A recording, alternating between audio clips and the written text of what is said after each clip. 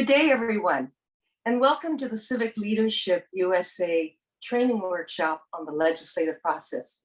You wonder why the legislative process is important? Because bills that are passed in the legislature affect your everyday life, how you breathe, what education you receive, the food you eat, the quality of life that you live. And this workshop is going to help you understand how a bill becomes law, or better known as the legislative process. And we hope to bring you some knowledge and skills and abilities to make you effective if you are interested in working the legislative process. My name is Maylee Tom, and I will be moderating this workshop with my husband, Ron Tom. And together we share over 50 years of professional experience working in the state legislature. I'll give you a little brief description of my own career. I started as a legislative assistant, moved up to become the personnel officer of the California State Assembly, and then eventually became the chief administrative officer of the Assembly, which is the highest administrative rank in the Assembly. Subsequently, I also worked as a co-director of the Senate Office of Asian Pacific Affairs, and then I was also promoted to become chief of staff to the President of the Senate. I spent some time lobbying in Washington, D.C., and I was able to start a couple of organizations like the Legislative Caucus Institute, Association of Asian Investment Managers. And I also wrote a book called I Am Not Who You Think I Am.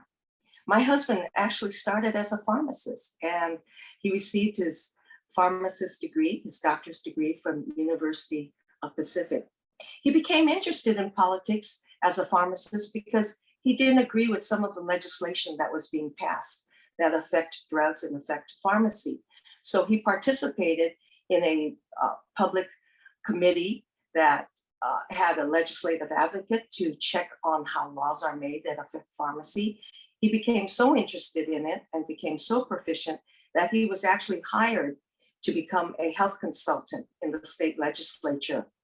He subsequently became the principal consultant of the Assembly Health Committee, chief consultant to the Joint Committee on Medi-Cal, principal lobbyist for the California Hospital Association, and became one of the very few Asian lobbyists to represent Fortune 500 companies before the legislature. He's also known for his knowledge of the budget process, and he is often asked to be a speaker as well as an instructor to organizations and Fortune 500 companies on how the legislative process works. We're both so happy to be here with you today, mainly because we so believe in your organization and we have such admiration for the chair and the founder of this organization, Sandy Chow. So sit back as we start our program, and I'm going to be asking questions, hopefully that answers some of the questions that you may have about how to influence the legislative process and how a bill becomes law. And the first question that I'm going to ask my husband, Ron, is how can you have an idea about creating a bill, and how does it all start? Thank you, Bailey. And I think I'm going to take her with me every time I get invited to do a legislative or lobbying advocacy program presentation. I want to start with actually talking about the legislative process in itself. And it's quite simple. I always try to show the similarities between the legislative process and the game that we all knew growing up, and some of us still play as adults, and it's called Monopoly. The Monopoly board represents the similar path of how a bill becomes law. You take several steps, you stop, there are problems in between, there are hindrances, there's attacks by other people, and then you move on to another step. And then if you go all the way around the board, you pass go and take $200, and you start all over again. The legislative process is quite simple. A bill is introduced with a legislative sponsor, which is usually the author. Either in California, it's the state assembly or the state senate. The bill is introduced by that author, and then it goes through its first hearing or public process for discussing the merits of the bill. The first committee that we see would be the policy committee. Policy meaning that if it has to do with water rights, it'll go through the Water Committee. If it's a health bill, it goes through the Health Committee. If it has to do with real estate or apartment housing or similar situations and issues, it goes through the Housing Committee. It's debated there on its merits, whether it's good or bad. If it gets enough proper votes, it then moves to the second committee, and that's usually the Fiscal Committee. In California, the Fiscal Committee is called the Appropriations Committee. In some of the states and in Congress, the committee is called Ways and Means. Today, we're going to focus on the California legislative process because that's where we're most familiar. We do most of our work here. The process in Congress is very similar to, because it's a bicameral government entity. It has an upper house and a lower house. So the bill goes in California to the Policy Committee first, then it goes to the Fiscal Committee. The Fiscal Committee determines whether there's a cost to the bill or not. When we talk about costs, we're talking about public cost. If there's a cost to the private sector, that is not debated because any type of activity or project or program is going to be funded by private money. That's not the concern of the legislature, supposedly, but it could. So in the Appropriations Committee, we talk about how much is the bill going to cost the taxpayers of California or out of the state budget. Currently, they have a cap of $50,000 per bill, and if it's going to cost more than $50,000 to implement the bill, if it becomes law, then they put it on suspense and they debate it a little longer and a little bit closer. If and when the bill passes the Fiscal Committee, it goes to the floor of the House that it was introduced in. If it was the Assembly, it goes to the Assembly floor. There, the 80 members of the California State Assembly will debate the merits of the bill again in the full body of the Assembly. And then if it gets 41 or more votes, or it's a fiscal bill that has higher priority, then it might be a 2/3 vote required. And if it passes both those merits, then it goes to the second house. It goes to the upper house or the Senate. In the Senate, the process is exactly the same. It is a little bit more truncated, a little bit more streamlined, because a lot of the debate has already taken place in the other house, the Assembly, and so there's less debate. The bill may have been amended a little bit. Some of the more onerous issues in the policy may have been debated out, and they're no longer contentious. So that process in the Policy Committee in the Senate should be quicker. Same thing, it then goes from the Policy Committee in the Senate to the Fiscal Committee, again, the Appropriations Committee in the Senate, same type of debate. The bill by that time should have already been very well defined as to whether the public cost is going to be something that's cumbersome, that the legislators don't think the public members and taxpayers should be footing the bill for paying for something like this. And so it should pass that committee rather quickly. It then goes to the floor of the Senate, and the Senate debates on whether they like the bill or they don't like it. If it passes the Senate, if there were any changes made to the bill, either in the Policy Committee on the merits of the bill or the Fiscal Committee on the cost of the bill, it has to go back to the House of Origin. And in this case, the House of Origin is the Assembly, and then the Assembly has to vote on any changes that are made in the Senate if there were. If there are no changes made in the Senate, the bill then goes to the governor for his or her signature or veto. The process could be introduced in the exact opposite direction. A bill could be introduced in the Senate side, goes through the same Policy Fiscal Committee to the floor for vote, back over to the Assembly, Fiscal Committee, and Policy Committee back over to the Senate, and then it goes to the governor. The governor has three options, actually. People think that the governor just vetoes bills or he signs bills into law. There's a third option.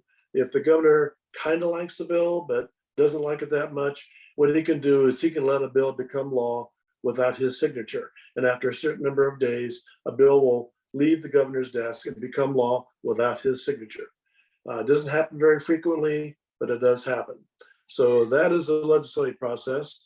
It's fairly simple, as I said. It's reminiscent of the game Monopoly, and I think by now, you know where some of the areas are, and if you play the game Monopoly, you know where some of the influences are, where it could affect the passage of your piece on the Monopoly board or the bill through the legislative process. Ron, I think we should kind of bring this into a reality check, since you've become very well known in terms of saving the roast duck bill. And I was wondering if you could use that as a framework to help them understand, Okay. for example, how did you find an author for such a bill? Who writes such a bill? By using that bill as we go through the questions about finding an author, who writes the bill, and the time frame. Okay. We want to make it a little bit more realistic for people. And Maylee has already mentioned, back in 1982, when I was a consultant on the Health Committee in the Assembly, there was a situation that had occurred in Los Angeles County, and it had to do with the Chinese Restaurant Association was being attacked by the county health department, stating that, as we all see the familiar Chinese roast duck hanging by their necks in Chinese restaurants, Chinese markets, and Chinese delicatessens, the Department of Health decided to take it upon themselves, and we were never able to find out where the impetus came from, or the genesis of the idea was that these ducks were out of compliance to state law. In the California Health and Safety Codes, it states that prepared foods ready for sale must be kept in either one of two different situations. Number one, it had to be refrigerated under 40 degrees temperature Fahrenheit. The other situation would be to be kept in sort of a small oven-like device where the temperature exceeded 140 degrees Fahrenheit. Well, as we all know, and we enjoy Chinese roast duck, if you refrigerate it, the fat in the duck congeals, and it ruins the taste and it ruins the texture of the duck. On the other hand, if you leave it in a container that's 140 degrees Fahrenheit or higher for a protracted period of time, you may wind up having duck jerky. It becomes very dry and very hard. So the restaurateurs came to my boss at the time, Assemblyman Art Torres. His assembly seat encompassed not only Chinatown, but Japantown and Koreatown. But the merchants down there came to him and said, can you do something for us? They are also charging us $150 per duck fine for every duck we have. So if you happen to be a Chinese market or delicatessen, and you're selling 50 to 100 ducks a day times $150, it became extremely cost prohibitive for them to make up the fines. So the Chinese Restaurant Association came together, went to Mr. Torres and said, what can you do about this? As I said, I was on the committee as the consultant. We generally did not get involved in legislation. Our role was to analyze and come up with decisions on policy on health bills. Mr. Torres, seeing a twofer in me, number one, I'm Chinese, and number two, I'm a health consultant, brought me into the meeting and said, you will be in charge of coming up with legislation to try to resolve this situation. And it turned out to be a lot of fun. One of the questions we want to answer is, where does the idea of a bill come from? This is one area it comes from. The bills can come from anywhere. The thought, the concept could be from an individual, could come from an association, in this case, the Chinese Restaurant Association of Los Angeles. It could come from a friend, a neighbor, a relative, somebody who has a gripe about something. There ought to be a law to do this. And you've heard that, there ought to be a law, and let's correct that. In this case, it was the Restaurant Association. So the concept comes from everywhere. How do you find an author? The bills have to be introduced by legislators, and they could be either out of the state assembly, and there are 80 members there, or the state senate, where there are 40. So do you know somebody who is a legislator? If you do, that's good. That circumvents the entire process because you go right to that person. Maybe they're a neighbor. Maybe you play golf or tennis with them. Or if you don't know the legislator personally, you go through an association, you go through a friend, you go through nonprofit groups that might have a connection or access to a legislator. Or the bottom line to get to the legislator is you go see them. They all have district offices where they represent the district, and they all have an office in Sacramento at the state capitol. You call up, you make an appointment, you go and see them, and generally you'll go in and you'll see a staff person first who will screen to see what your issue is. Why do you want to see this legislator and what you're trying to do? So that's how you find an author. There are many ways of doing it. Those are the majority of the ways of how you do that. Now, who drafts the bill and who writes the language? We call it language in legislation. Language doesn't have to be drafted artfully by an attorney or anybody who has the expertise to do that. The individual, a layperson could write it. You write down the concept. Here's my problem, and here's what I would like to do to resolve the problem. The legislative staff will take it over and they will draft a general concept of a bill if they're going to be willing to introduce the bill for you. And then after that's done, they will take it to a group of lawyers in the legislature, and they're called legislative counsel. These people it's an army of lawyers that sit there and do nothing more than research issues, public policy, and they will draft the bill into legalese and legislative language for a bill to be introduced. The first thing they do is they look to see whether there may be an existing law that already encompasses or covers your issue. You have a problem, the problem's already been resolved, it's in law. The law may not be enforced. Maybe the local enforcement agencies have not done anything about it, but they want to make sure that you're not going to be duplicating a law that's already in existence. There's three ways you look at laws. Number one, is there a law that says, I can do this? Number two, there's a law that says, I can't do this. And the third is called silence. There's nothing in law that says you can either do it or you can't do it. And a lot of things we do in a daily life, and a lot of people, a lot of businesses, professions and industries, they work in the gray area called silent. And you do it as long as you can get away with it until somebody complains and someone says, I don't think you're allowed to do that. And they go research, or they'll have someone like an attorney or go to the legislature and say, can this person do this? Can this person walk their dog and have them go potty on my lawn and not clean it up? Is there a law that says they're allowed to do that? And maybe the law says it's silent. It doesn't say anything about you have to clean up after your dog. It's just courtesy and good manners. And so you can fill that gap with legislation. After the lawyers and legislative counsel determine what is what, they will draft up the bill, give it back to the author, and then it's up to the author to introduce the bill. The time frame for introducing legislation is generally January and February. The deadline for introducing new bills per legislative year is usually around the middle or the third week of February. You can introduce legislation later in the year, but then it doesn't bypass the calendar for deadlines for being debated in the policy committee or the fiscal committee or debated on the floor of the Senate or the Assembly. That bill will take a slower track unless you put something called the urgency clause in the bill. Urgency means we need to do this right away. We can't wait. So you introduce the bill, has an urgency clause. You can then bypass the calendar or deadlines in the legislature, but then you have to get 2/3 vote to pass it. So, I mean, if you think it's that important and we, the legislature, are going to be doing this on a fast track, then you've got to prove it, because you need to get 2/3 members of the Senate and Assembly to vote this to pass it on to the governor. Ron, I think, are we Okay. through discussing time frame? Yeah. Because I think you've given us a real good overview about the technicalities about the bill process itself. But I know a lot of people who don't understand the legislative process. They really want to know, what factors really do you take into consideration before you think of writing a bill? How do we know if it may be successful or it's bound to fail? And who influences, legislation? I think these are questions that lay people think about before they venture into the complexities of lawmaking. And can you help answer some of those questions? Okay, I'll use this to circle back to the Chinese roast duck bill. That's kind of a nice segue. After we introduce the bill into the legislature, this is where the outside influence comes in and start to try to take the bill apart, either stop it or if they like it, they want to help you pass it, but usually there's more opposition than there is support.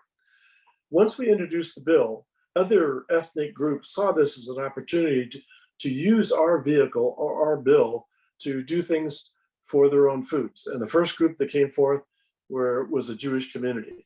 They wanted us to amend the bill or add to it to not only include the Chinese roast duck, but kosher food. Here come the Irish people. They wanted to have sausages. The Italians came forward. They wanted to have their sausages, because these foods are always traditionally and historically being sold at room temperature, but they were fearful that the health department might come after them too. Actually, the Chinese people came after us also and said, if you got Chinese roast duck bill in there for an exemption, why not add all of dim sum into this bill? And we said, that's a good thought. That's kind of a natural addition to it, but let's just do something that was very narrowly drafted and see if we can get this issue past the Department of Health Services first, sign into law. After we do that, then we'll expand it and amend it to include dim sum or kosher food or whatever else kind of food. The influences came from far and wide. I mean, every group that didn't want to have us get an exemption because they couldn't get an exemption, all of a sudden they were not an ally. All of a sudden the Italian groups and the Irish groups were going to be trying to oppose the bill. They went to committee and said they want their favorite members. They got some friends on the committee, the Politics Committee, to not vote for the bill until we added kosher foods, we added Italian food, we added Irish food. But we were able to get enough votes and convince them in private meetings and discussions that there again, let us get this Chinese roast duck bill passed in law before we add it. The interesting thing on this bill was that it caught the eye of the media. We became a media darling that year. There's enough legislation that's dark and very unhappy and sad, but things that need to be corrected. This is a fun bill. Everyone wanted to jump on this bill and get some fun out of it. I got calls from newspaper reporters from Berlin, Germany, and Sydney, Australia, and they said, we're keeping our eye on your bill because we have in Berlin, I didn't know this, a large Chinatown in Berlin. I do know that there's a large Chinatown in Sydney, Australia. And they said, if you pass this in California, if we see any problems here in our towns, we can probably take your bill and run through our respective legislatures here, and we'll get an exemption for our Chinese merchants here. So it had great media attention.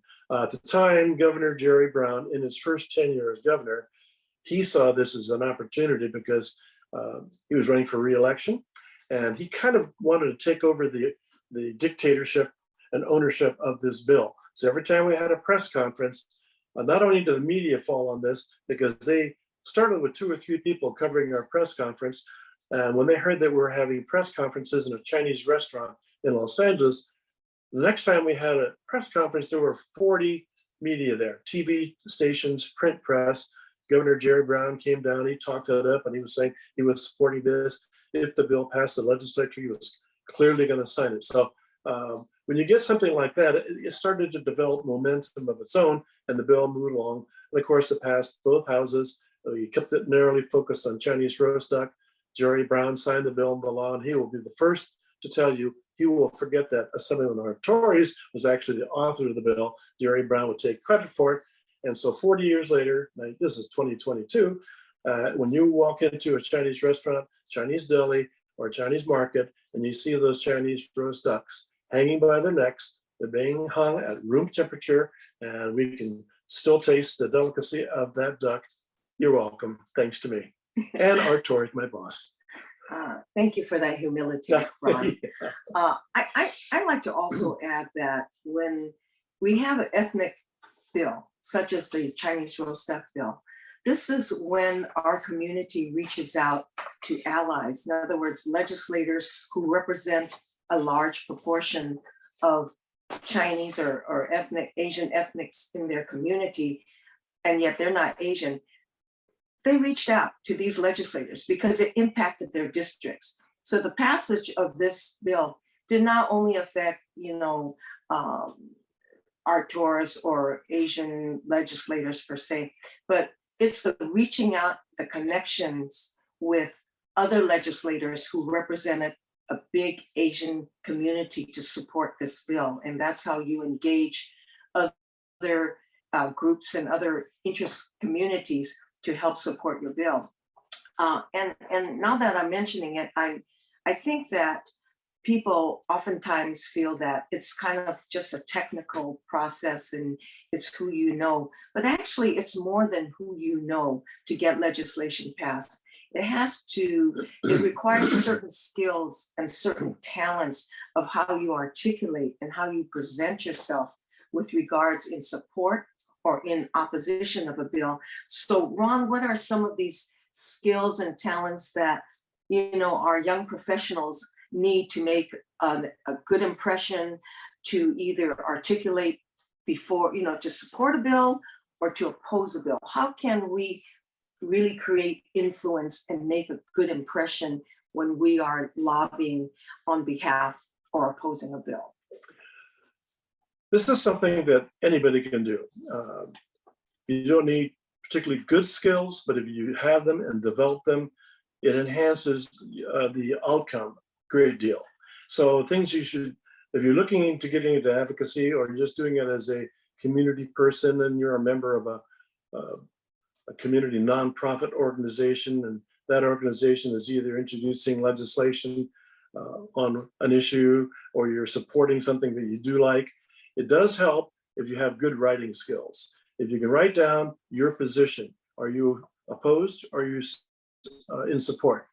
Keep it brief, it's KISS, keep it simple, stupid, write it briefly to the point, don't get carried off on a tangent, off into some other area that has nothing to bear about the legislation. So you need to focus your message. The message has to be brief, it has to be concise, it has to be factual, and it has to be honest. You need to research your issue. One of the more embarrassing things you can do is if you go into the Capitol or go into a legislator's district office and you're speaking to the legislator or their staff and you don't know what you're talking about. They will know within seconds whether you know what you're talking about, where you may have the passion and the emotion that you are supporting an issue or opposing an issue, but you haven't done your homework. You haven't researched the issue so that you can speak a little bit more eloquently and a little bit more focused on the message. But usually they're pretty tolerant. If you're a person from the community, you don't have that background and experience in doing that, they will be tolerant. But the second and third and fourth time you see them, whether it be in their district office or you've taken the time to travel to Sacramento to see them in their office or even sit down in a committee, a legislative committee, and testify, and you don't have the facts right, or you're off target, or you're talking about something else, or say the bill has been amended and changed, and you go in there and you're arguing a point that has already been resolved. They had amended the bill to take away an issue or one of the stigmatic portions of the legislation that you particularly don't like, but you're unaware of the fact that they had made that change. That does not look well for you. So do your homework before you go and do this. Millie's mentioned communication skills. It's just how you talk to people. I always say, just be direct, be honest. Don't try to get too flowery. Don't try to shuck and jive and try to talk around the issue and try to impress them with something. They see hundreds to thousands of people a day, and they know when you know what you're talking about. They know when you're trying to influence them unduly, but you don't really have a handle on the focus of the issue. So communication skills, articulating the message. It's all about message in politics. If it's a good message and it's clear and concise and brief, brevity is always important. I like to talk about the 2-minute drill in the end of football when you're down in the red zone scoring a touchdown. It's called the 2-minute drill. Are you going to pass? You're going to run? What are you going to do? You should have you have encapsulated your message into a brief 2-minute oratory so that when you're seeing a legislator or legislative staff, you give it to them quickly. Sometimes you have the luxury and ability to sit down and discuss it with them privately in their office for 5, 10, 15 minutes. If you have that, fine. Then you can get more expansive and you get into more detail. But try to just distill the issue down to its bare bones facts. Quick, effective, direct message. Just give it to them and just don't spend a lot of the time, because a lot of times they may not want to wait around and see what you're going to say. They're in a hurry. They're walking from one room to the other. And legislators' famous comment, walk with me. And if you're talking to a legislator, they want you to give it to them from room A to room B. Let me add a couple of points, if I can, Ron, in terms of some secret tips from people who've worked inside the Capitol. And that is getting the legislators' personal attention on an issue could be very important rather than just writing a letter per se. And how do you get an appointment, or how can you find a way to connect with a legislator? One, the legislator will respond if you are a voter in their district. Two, of course, if you've been active in supporting some of their fundraisers, they're going to be also responsive. Three, If you belong to an organization where there are a lot of individuals who are connected to the district or to the legislator, they will pay attention to your request for an appointment. If by chance you don't have a specific relationship or you're not in this legislator's district, find someone in your network, find someone who is working with you on this issue, who actually votes in this member's district. They pay attention to the address of the person who's asking for the appointment. There are a couple of things that tricks of professional lobbying, which I don't expect people to do unless they're professional lobbyists. And one is put a face on the issue. There are a lot of issues out there, a lot of bills being introduced, and they're very generic or global. They will affect a large number of people. How you can get a legislator's attention very quickly is if you can put a face on it, if you can personalize it for them and say, what's very easy today, okay, there's an issue that's facing the Asian community. You have to personalize this. This is violence against Asians. Stop Asian hate. Easy to personalize. You sit down with a legislator or legislative staff and you say, we need to do something to adopt some kinds of procedures and activities and policies that would protect our people. Now, how not to personalize this? My mother was shopping at a grocery store. She's elderly. She walks with a cane. She's 85 years old. She was alone. She was attacked by somebody, just knocked to the ground and brutally beaten up for no apparent reason at all. Violence against Asians. That's easy to put a face on it. Some of the other bills, like a water bill, they're going to, like in Sacramento now, they're going to reduce the amount of flow of water from the Sacramento and San Joaquin rivers down the Central Valley, down to Los Angeles. More difficult to put a face on that issue unless you are a farmer that comes in and the farmer sits down and tells the legislator, last year, because of the drought, I had to shut down 80% of my crops. I could not grow them because they didn't have adequate water. And now the water board is talking about another reduction of X percent. Now you put a face on it because you're a human being. You're a person that's going to experience not only a personal tragedy, but financial catastrophe because they don't have water. I can no longer be a farmer. That's putting a face on it.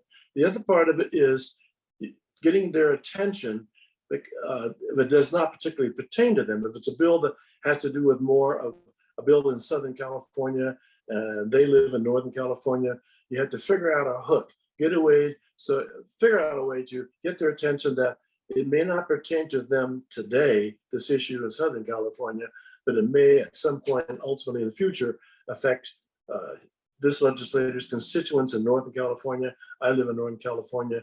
It may affect me then. So you need to keep an eye on this. Maybe we can prevent some of the outcomes, the negative outcomes, if this bill is passed, that will fall upon us in Northern California. So it's not just a Southern California issue. So personalize it, turn it around, and make it a little bit more relevant to what's going on in their lives and your life. I want to add, I know that a lot of people in our audience are young professionals. And I have seen student advocacy groups from colleges who come together, who join organizations, whether it has to deal with the choice issue, whether it has to deal with women's issues or tuition issues for college students. They come together under an organization to meet and tell their personal stories as students with regards to how these issues are affecting them as students and their abilities to complete their college education. All of these issues are meaningful if legislators can see a face to the issue. And so I definitely encourage those of you to, if you have that opportunity, to join professional organizations who advocate and use that as a tool to get your issues and causes before legislators that mean a lot to you. I think, Ron, also, we talk about how can our community, how can young professionals become effective legislative advocates, just not as a profession, although Ron and I encourage young professionals to consider careers in public policy and serving as legislative advocates, because to be honest, there's very few Asians in this profession. And a lot of times it has to do with, it could be a very combative type of situation. It's not the first choice career for Asian Americans to become a legislative advocate or to deal in public policy. So we are strong advocates to have more Asian American faces and voices before government to fight for issues and policies. So with that, Ron, can you help us understand how people can become more active and how they can become more recognized as legislative advocates, whether they are doing it as part of the community or part of their profession, or even to get involved with it professionally, because there's so few Asian Americans in this field. And to do that, you need to get engaged and involved in politics. Billy has always mentioned that. I know that when I grew up, everything's cyclical in the career path. When I grew up, when you graduated high school, my parents automatically assumed I was going to college, and the careers of choice at that particular time were the health professions. You're going to either be a doctor, a pharmacist, a dentist, or an optometrist. That was it. Engineer. Well, this is later. And then that was cyclical. And after that, was engineering. I know today the most popular career path would be in information technology, computer science, computer technology. But somewhere along in your life, politics comes into your life. We mentioned at the outset that it controls everything you do. So to be happy in your life and to be a little bit more, I should say, fulfilled in what you do, we encourage you to get involved into the public policy arena. You don't have to be a professional, a lobbyist or advocate, as they say. I like lobbyists, I'm a lobbyist. And you need to get engaged in politics. You need to join an organization. Most of us are in some kind of job or profession. That's how I got there. I was a pharmacist. I joined the California Pharmacists Association, got involved in politics sideways. Maybe was already working in the Capitol.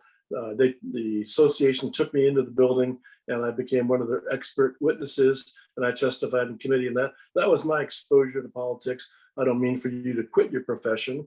My mother was not very happy that I quit pharmacy and became a lobbyist, but I did that. But for you to be engaged in public policy, to be engaged in what's going on in the conversation in life today, get involved, join an organization, get involved in election campaigns. Yesterday was election day. Join a campaign, volunteer, work on the campaign, get to know how the process works. People will start to get to know and see who you are. And when times get a little quieter and the elections are over and they're looking around, if you happen to be an engineer, CPA, an architect, or you're in social work or a teacher, and they need somebody who has expertise in these professions, they want to talk to somebody who they can trust. They say, I met Mamie Tom. She was a teacher and she worked on my campaign. And there's an education bill before the education committee, which I sit on. I'd like to talk to somebody who is an actual teacher, not the lobbyist for the California Teachers Association, because I know what they're going to say. And so they will search you out and ask for your expertise.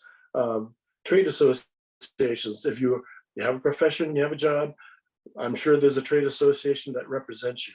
If you don't belong to it, we encourage you to join the trade association. This is where you'll find out what the legislature and the politicians are doing to you and your job. That's another thing I found out when I was still a pharmacist, was that I'm always wondering how come they pass new laws on January 1st when bills usually become law, that I have to do this, I have to do that, I can't do this anymore. Who are they to tell me what I can do and can't do as a pharmacist? So maybe I already mentioned that I started thinking there's got to be a way to get around this, and so that they don't do this to me and my colleagues in my profession. Join a trade association, get involved in their public policy or the government affairs, government relations committee, learn the process, and then start learning about legislation as it's being introduced before it does something to you and your profession.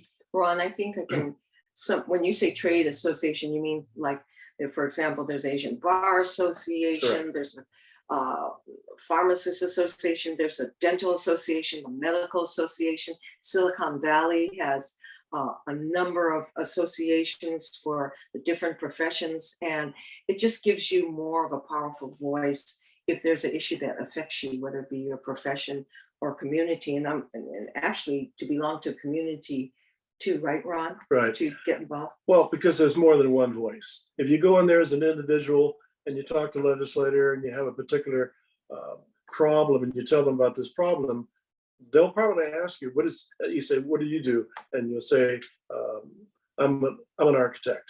They'll say, what does the rest of your profession say? What do your colleagues say? Yeah. Do they have the same problem? Are they experiencing the same issues that you don't like? Or are they okay with it?